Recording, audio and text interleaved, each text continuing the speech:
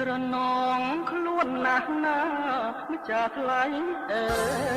យរកស្នេហ៍ឃើញហើយតែស្នេហ៍អើយកំពុងរៀបការបងគ្មានអ្វីក្រៅ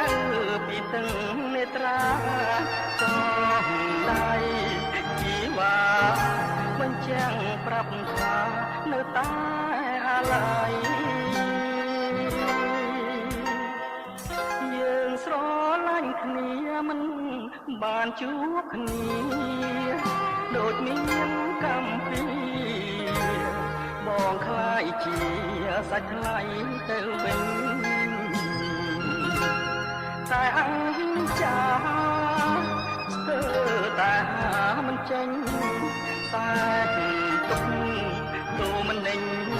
តែរយាសម្លាញ់លាលោកទៅហើយ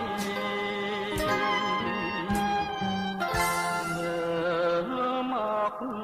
រកស្រីស្រាប់តែភ្លេងលេងចងដៃបងសោយជីវិតរស់នៅ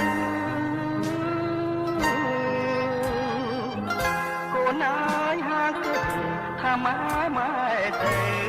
កូនគង់នឹក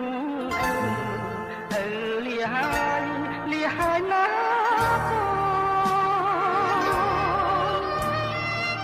បងផ្ញើកូនផង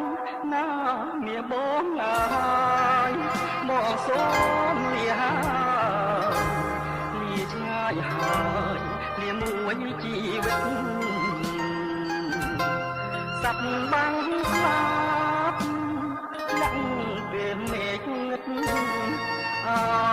ព្រំលិខិតនឹកគ្មានអាណិតឲ្យខ្មុំប្រត់ផ្កា